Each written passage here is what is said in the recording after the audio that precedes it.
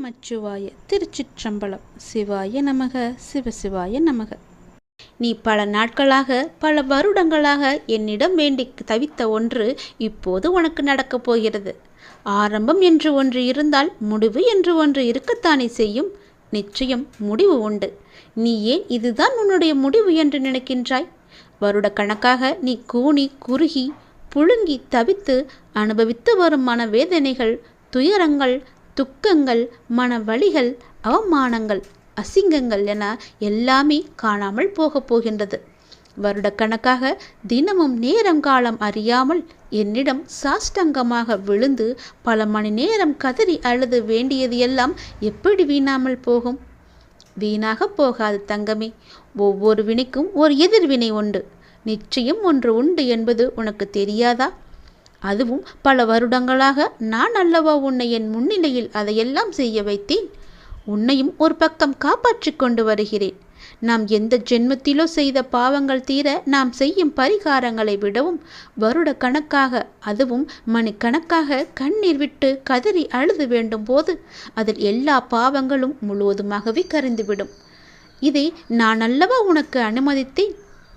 இதற்கிடையில் என்ன விக்னங்கள், தடைகள், தடங்கல்கள், தடுமாற்றங்கள் என எல்லாம் வந்தாலும் அவையெல்லாம் என்னோட பாதுகாப்புடன் தான் உனக்கு நடந்தன. என்ன உனக்கு பிறகு ஏன் கலக்கம்? உனக்கு நான் சமீபத்தில் கனவிலும் நினைவிலும் அப்பாவின் ரூபமாக, பல மனிதர்களின் மூலமாகவும், பிற உயிரினங்கள் மூலமாகவும் உனக்கு பிடித்த இறை ரூபத்திலும் தரிசனம் தந்து ஆசி வழங்கியதெல்லாம் எப்படி உனக்கு நடக்காமல் போய்விடும்? உன் கர்ம வினைகள் இனி எல்லாமே தீர்ந்துவிட்டன. நீ வெகு விரைவில் மகிழ்ச்சி பாதையில் செல்ல இருக்கின்றாய்.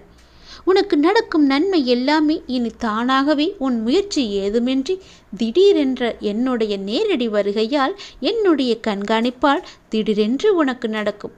திடீரென ஒரு அழைப்பு வரும். திடீரென்று ஒரு மாற்றம் வரும். தினமுமே காத்து கொண்டிரு. அது எந்த நொடியும் எப்போது வேண்டுமானாலும் வரலாம். அந்த மாற்றமே உன் வாழ்க்கையை பெரிதாக மாற்றப் போகிறது. நல்லதாக அமையப் போகிறது. என்னுடைய நேரடி வருகையை கூட நீ காணலாம். அப்போது உன்னுடைய துயரங்கள், துக்கங்கள், கவலைகள், அவமானங்கள், அசிங்கங்கள், உன்னுடைய மன வலிகள் அனைத்துமே சூரியனை கண்ட பனி போல விலகப் போகிறது. உன் மனதில் மகிழ்ச்சி நிலை கொள்ளப் போகிறது. உன் வாழ்வில் இன்பம் நிலைத்து நிற்கப் போகிறது. நீ கேட்டதுபடியே உன்னுடைய வாழ்வில் சந்தோஷம் நிலைத்து நிற்க நான் உனக்கு அதை தரப்போகிறேன். அந்த மாற்றத்தை எதிர்நோக்கி நீ காத்திரு. உன் வாழ்வில் நிரந்தரமாகவே கூடிக்கொள்ளும் சந்தோஷத்தை பெற நீ தயாராக சந்தோஷமாக இரு. அதை பெற்றுக்கொண்டு என்னை பார்க்க நீ விரைந்து வா. உன் வாழ்வில் நடக்க முடியாது என்று நினைத்த விஷயங்கள் எல்லாம் என்னுடைய ஆசியால், என்னுடைய கிருபையால் நான் உனக்கு நிகழ்த்தி காமிக்கப் போகின்றேன். நீ சந்தோஷமாக வாழப் போகிறாய். எனக்கு எல்லாமே தெரியும் அப்பாதான் என்று நீ இருக்கும்போது உன்னுடைய நம்பிக்கையை நான் வீணடிக்கவே மாட்டேன். கவலையின்றி சந்தோஷமாக இரு. நீண்ட நாட்களாக, நீண்ட வருடங்களாக எனக்கு முன்னால் அழுத கண்ணீர் வீண் போகவில்லை. இனி உன் கண்ணில் ஆனந்த கண்ணீரை நான் பார்க்க போகின்றேன். நீ சந்தோஷமாக வாழ என்னுடைய ஆசையை நான் உனக்கு எப்பொழுதோ ஆரம்பித்து விட்டேன். இனி உன் வாழ்வு நன்றாகவே இருக்கும். நீ நன்றாகவே இருப்பாய். உன் எதிர்காலம் மிக சிறப்பாகவே இருக்கும். ஒவ்வொரு நாளும் உனக்கு இன்பமாக மட்டுமே இருக்கும். எப்பொழுது நீ நல்லது செய்ய வேண்டும் என்று உன் மனதில் நினைத்தாயோ அந்த நொடி முதலே உன் வாழ்வில் நல்லது தொடங்கிவிட்டது. இனி எல்லாம் உனக்கு நல்லது மட்டுமே நடக்கும். இந்த அப்பாவின் ஆசையோடு மிகவும் நன்றாகவே இருப்பாய். சந்தோஷமாக இரு. சந்தோஷமாகவே வாழ். துறவி ஒருவர் ஒரு ஊருக்கு சென்றார். பலர் வந்து அவரை தரிசித்து ஆசி பெற்று சென்றனர். இளைஞன் ஒருவன் வந்தான். சாமி, எனக்கு ஒரு சந்தேகம். உங்களை போன்று பல ஞானிகளும் பெரியோர்களும் வந்து மனித குலத்திற்கு பல அறிவுரை சொல்கின்றனர். ஆனால் இன்றும் மனிதன் தீய வழியில்தான் சென்று கொண்டிருக்கிறான். உங்களை போன்றவர்களின் அறிவுரைகளால் என்ன பயன் என்று கேட்டான். அதற்கு துறவி அவனிடம் சொன்னார். தம்பி, நான் இன்னும் சில நாட்கள் இங்கேதான் தங்கியிருப்பேன். நான் இந்த ஊரை விட்டு செல்லும் பொழுது நீ கேட்ட கேள்விக்கு பதில் சொல்கிறேன். அதற்கு முன் நீ ஒரு வேலையை எனக்காக செய்ய வேண்டும் என்று அவர் சொன்னார். ஒரு குதிரையை கொண்டு வந்து இந்த கோயில் மண்டபத்தில் கட்டி வை.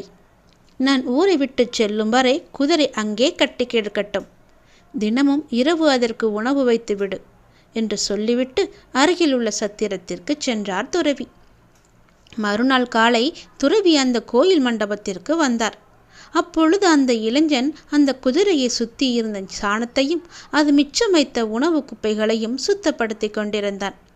இவ்வாறாக 4 நாட்கள் தொடர்ந்து நடந்தன. அடுத்த நாள் காலை சுத்தப்படுத்தி கொண்டிருந்த இளைஞர்கிட்டே வந்தார் அந்த துறவி. இன்று சுத்தப்படுத்தினாலும் இந்த இடத்தை குதிரை மீண்டும் மீண்டும் அசுத்தம் செய்து விடுகின்றதே, பிறகு ஏன் தேவையில்லாமல் நீ சுத்தம் செய்து கொண்டிருக்கிறாய் என்று கேட்டார் துறவி. அதற்கு அவன், என்ன சாமி, எல்லாம் தெரிஞ்சுக்கிட்டே நீங்கள் எப்படி கேட்குறீங்க என்றான். திரும்ப திரும்ப அசுத்தமாவதுன்னு சுத்தப்படுத்தாமல் நம்மால் இருக்க முடியுமா? இதை கேட்ட துறவி அப்போது சொன்னார், தம்பி, அன்று நீ என்னிடம் கேட்ட கேள்விக்கு இதுதான் பதில். நீ இப்போது செய்யும் வேலையை தான் நானும் செஞ்சுக்கிட்டு இருக்கேன். அசுத்தமான இடத்த நீ மீண்டும் மீண்டும் சுத்தம் செய்வது போல மனிதர்களை நல்வழிப்படுத்தும் செயலை பெரியோர்கள் இடைவிடாமல் செஞ்சுக்கிட்டே இருக்காங்க என்றான். இளைஞன் கேட்டான், சாமி, இதற்கு என்னதான் தீர்வு என்று. அவர் உடனே அங்கு கட்டி இருந்த குதிரையை அவிழ்த்து விட்டு விரட்டினார். பின்பு அந்த இளைஞனை பார்த்து கேட்டார், இனி இந்த இடம் அசுத்தமாகுமா என்றான். ஆகாது சாமி என்றார் அந்த சீடன். துறவி கூறினார், உன் கேள்விக்கு இதுதான் பதில். நீ செய்த வேலையைப் போல நாங்கள் மீண்டும் மீண்டும் சுத்தப்படுத்தி கொண்டே இருக்கின்றோம். இப்பொழுது நான் செய்த வேலையைப் போல் என்று மனிதன் தன்னிடம் இருக்கும் தீயை எண்ணம் என்ற குதிரையை வாழ்விலிருந்து விரட்டி விடுகின்றானோ அப்பொழுதே எங்களின் சுத்தப்படுத்தும் கடமை முடிந்துவிடும். அன்று வரை மனிதனை நன்னெறிப்படுத்துவது என்ற ஆன்மீகத்தின் கடமை என்பது உனக்கு தெரிய வரும் என்றார். இதுவே சிவனுடைய செயல். எல்லாம் அவரே. ஆட்டி வைப்பதும் சிவனே, அடக்கி வைப்பதும் சிவனே, புகழை கொடுப்பது சிவனே, இகழ வைப்பதும் அவனே, வந்திப்போரை படைப்பது சிவனே, நிந்திப்போரை புறப்பதும் சிவனே, சிந்தனை மாந்தரை படைப்பது சிவனே, அந்த மாந்தரை புடைப்பதும் அவனே, அறவோர்க்கு அருளுவது சிவனே, மறையிலாரை மருட்டுவதும் அவனே, புரியா மாந்தர்க்கு புதிரும் சிவனே, புரிந்தோர்க்கு கதியும் அவனே, நீர் சோழ் உலகை படைத்தது சிவனே, மாளிகையில் வாழ்வோரை வாட்டுவது சிவனே, மண்ணில் புரள்வோரை மீட்பது அவனே, புறத்தில் தேடுவோரை அளப்புவது சிவனே, அகத்தில் கண்டாரை வழுத்துவது சிவனே. எல்லாம் சிவமயம், எங்குமே சிவமயம், எதிலுமே சிவமயம்தான். சிவசிவ என்று சொல்லிடுங்கள், சிவனிடம் சரணகதி அடைந்திடுங்கள். உனக்கு யார் என்ன கெடுதல் செய்தாலும் அதை அவர்களுக்கே நான் திருப்பி கொடுப்பேன். இதுவே சிவனின் வாக்கு. எப்பேற்பட்ட கஷ்டங்களிலிருந்து விடுபடவும் எண்ணியது எண்ணியபடி நடக்கவும் கண்கண்ட தெய்வமாய் விளங்குவது எல்லாம் வல்ல இறைவன் ஈசன்தான். ஆனந்த கண்ணீர் வருகிறது. என் வாழ்க்கைக்கு நீ ஒரு நோக்கம் கொடுத்தாய், அர்த்தம் கொடுத்தாய், பெரிய தோல்விகளை கொடுத்தாய். அதிலிருந்து எப்படி மீண்டு வருவது என்று எனக்கு பாடத்தையும் கற்றுக் கொடுத்தாய். மீண்டு வரவும் வைத்தாய். என் வாழ்க்கை மூலமே என்னை கற்றுக்கொள்ள வைத்தாய்.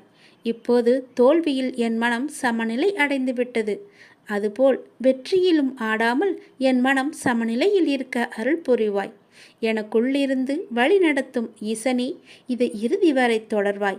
நீ என் மூலமாக செய்யும் பணியால் உன் திருப்புகழை நான் அடியவர்களிடம் சேர்க்க வழி தந்தாய். உன் அடியவர்களின் அன்பான மனதில் அடியேனுக்கும் சிறு இடம் தந்தாய். நன்றி ஈசனே, மிக்க நன்றி. திருவாசகம் படிப்பதால் என்ன பயன்? அதன் மந்திர சக்தி என்ன? சிவபுராணம் என்றால் என்ன? அதை தினமும் படிப்பதால் வரும் பயன்கள் என்ன? சிவபுராணத்தின் பெருமைகள். தில்லையில் ஒரு ஆணி மாதம் ஆயில்யம் அன்று சிவபெருமான் அந்தணர் வடிவம் தாங்கி திருநீறு பூசி மாணிக்க வாசகர் தங்கியிருந்த மடத்திற்கு வந்தார்.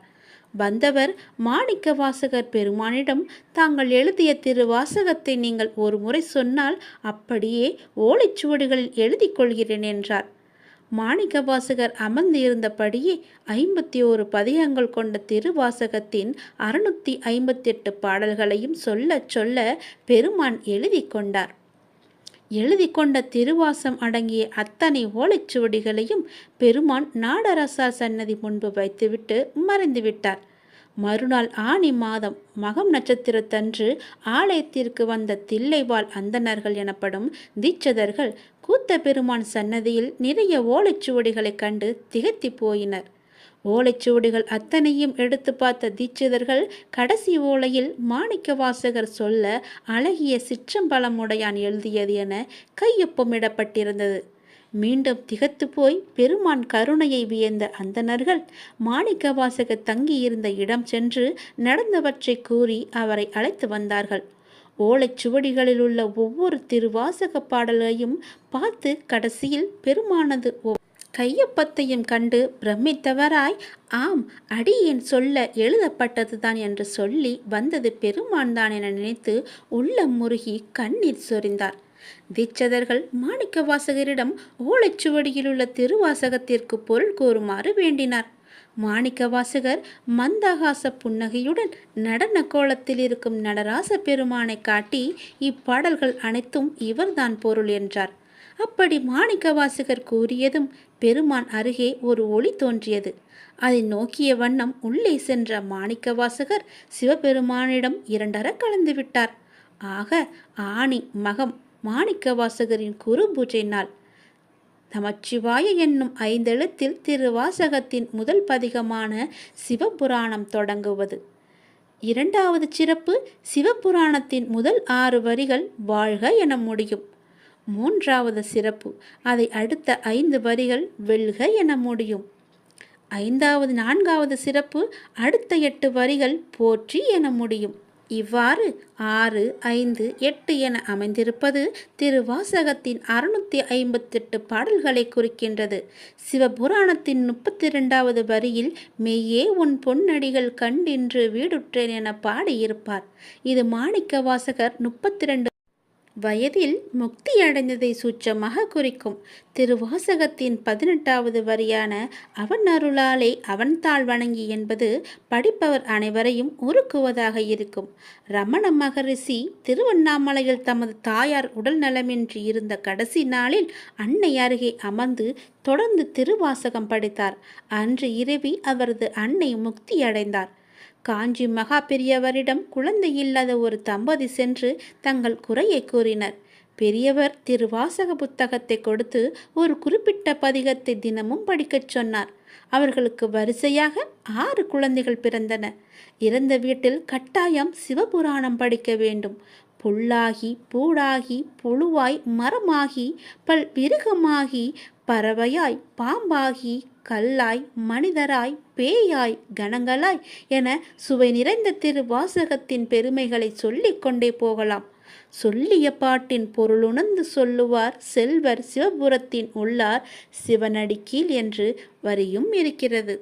எனவே தினமும் காலையும் மாலையும் ஒரு வேளையாவது நீங்கள் தினமும் திருவாசக படிக்க வேண்டும். சிவனின் அருளை பெற வேண்டும். முக்தி என்ற நிலை வேண்டுமானால் திருவாசகத்தை நீங்கள் படியுங்கள். அல்ல ஓதுவார் ஓத அதை கேட்டுக்கொண்டாக இருங்கள். உனக்கு யார் என்ன கெடுதாலும் அதை செய்தாலும் அதை அவர்களுக்கு திருப்பி கொடுப்பதுதான் சிவனின் வாக்கு. இதை நீங்கள் பின்பற்றி வாருங்கள். எல்லோருக்குமே நீங்கள் நல்லது மட்டுமே செய்யுங்கள். நல்ல வாழ்க்கை வாழ நினைப்பவர்கள் காயப்படுவார்கள். ஆனால் அவர்கள்தான் வாழ்க்கையில் என்றுமே ஜெயிப்பார்கள். நீ வாழ்க்கையை ஜெயிப்பதற்காக பிறந்த என்னுடைய உயிர். நீ ஜெயமாக வசந்தமாக வாழ்வாய். இதை பற்றியுமே நீ கவலைப்படாதே. சற்று மட்டும் நீ பொறுமையாக இரு. எல்லாம் முடிந்துவிட்டது என்று நீயே உன்னை முடக்கிக் கொள்ளாதே. உன்னுடைய மனதை ஒருநிலைப்படுத்திப்பார். உன்னை சுற்றியுள்ள வாய்ப்புகள் எல்லாமே உன் கண்களுக்கு புலப்படும். எல்லா விதமான சந்தர்ப்பங்களும் தானாக அமையாது. நீதான் நம்பிக்கையோடு அதை உருவாக்க வேண்டும். வெற்றி தோல்விகளை சகஜமாக எடுத்துக்கொள். நான் இதுவரை தோல்விகளையும் இழப்புகளையும் மட்டும்தானே நான் சந்தித்து வருகிறேன் என்று நீ புலம்புவது புரிகிறது. நீ சற்று நிதானமாக யோசித்துப்பார். இதுவரை நீ தோல்விகளையே மட்டும்தான் சந்தித்தாயா அல்லது வெற்றிகளையும் பெற்றிருக்கிறோமா என்று உன்னை நீயே கேட்டுப்பார். ஒரு முறைக்கு 2 முறை யோசித்து கேட்டுப்பார். விடைகள் உனக்கே புலப்படும். நீ அடைந்த வெற்றிகள் உனக்கே இன்னும் தெரியாத அளவிற்கு நீ முன்னுக்கு பின் முரணான எண்ணங்களில் செயல்பட்டு கொண்டிருக்கிறாய். நிதானமும் நம்பிக்கையும் மிக மிக அவசியம். அப்போதுதான் உன்னை சுற்றியுள்ள வாய்ப்புகளை உன்னால் கண்டுபிடிக்க முடியும். உன்னை சுற்றி நிறைய வாய்ப்புகள் இருக்கின்றது. அது உன் கண்ணுக்கு தெரியாமல் மாயை என்ற வலை உன்னை அடைத்து வைத்திருக்கின்றது. தோல்விகளை கண்டு துவண்டு போகாதே. இழந்ததையும் அதைவிட மேன்மையான நன்மைகள் அனைத்தையும் மீண்டும் பெற வேண்டுமெனில் நீ உன்னுடைய லட்சியத்தை அடைய எத்தனை தடைகள் வந்தாலும் அதை தைரியமாக எதிர்கொள்ள வேண்டும். தோல்விகள்தான் வெற்றியின் படிக்கற்கள் என்பதை நீ உணர வேண்டும். அப்படி உணர்ந்து நீ செயல்பட்டுக்கொள். தோல்விகளைக் கண்டு துவண்டு போகாதே. இழந்ததைக் கண்டு நீ வருந்தாதே. எதை பற்றியுமே உனக்குள்ளே கவலையே வேண்டாம். எதை பற்றியுமே எதிர்மறை எண்ணங்கள் பற்றியுமே சிந்திக்கவே வேண்டாம். நேர்மையாக மட்டுமே யோசித்துப்பார். உன்னுடைய மனம் தளராது. நீ எதற்குமே மனம் தளராதே.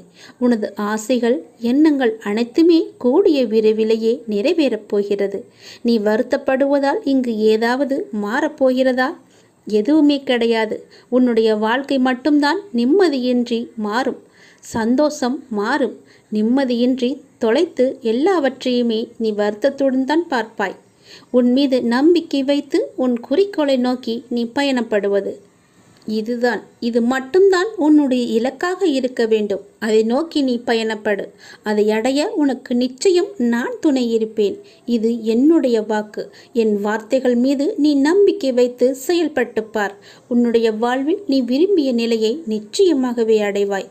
எதற்குமே கவலைப்படாதே. நான் இருக்கிறேன் உனக்கு.